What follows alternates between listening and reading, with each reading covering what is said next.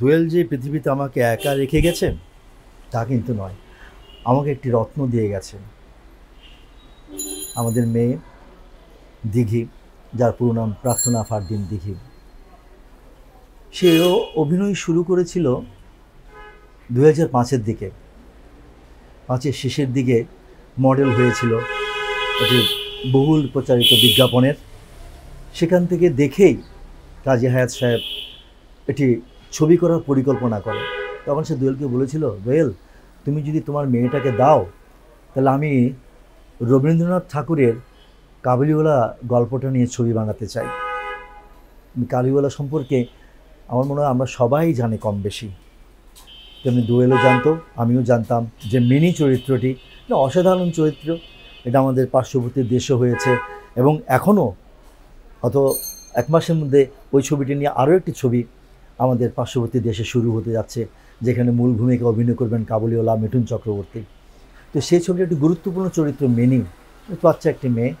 তখন দোয়েলও রাজি হলো, আমিও রাজি হলাম, করুক না, করলো।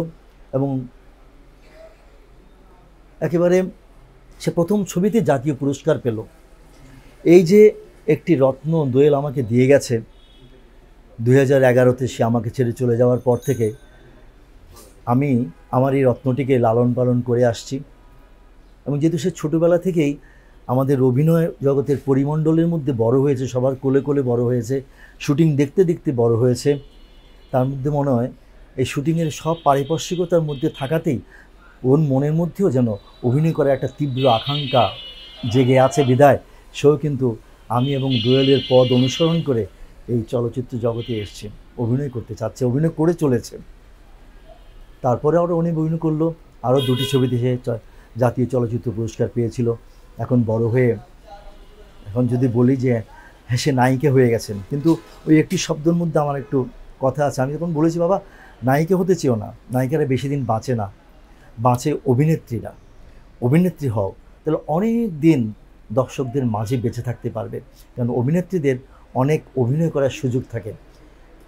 অবশ্য আমাদের সময় যারা নায়িকা ছিল তাদের খুব কমই সময় ছিল 3-4টি সিকোয়েন্স অভিনয় করা, রোমান্টিক দৃশ্যে 4-5টি গান, কিছু ফাইট, খুব উল্লেখযোগ্য চরিত্র কমই হতো।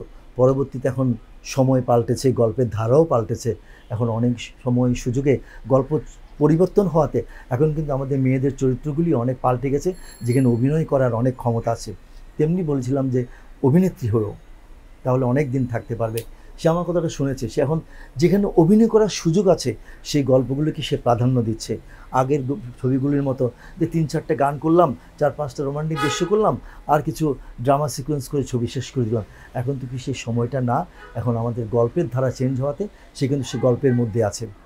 তো সেও পথ চলা শুরু হয়েছে আজ বছর 2 সামনে তার অনেক পথ, এবং সে যেন অভিনয় জগৎটাকে আরও ভালোবাসে, সেজন্য সে লেখাপড়া করছে মিডিয়া জগৎ নিয়ে, মিডিয়া এবং জার্নালিজম নিয়ে সে একটি বেসরকারি ইউনিভার্সিটিতে লেখাপড়া করছে, যাতে এই অভিনয় জগৎটাকে সে আরও বেশি জানতে পারে এবং এখানে সে আরও বেশি মনোনিবেশ করতে পারে।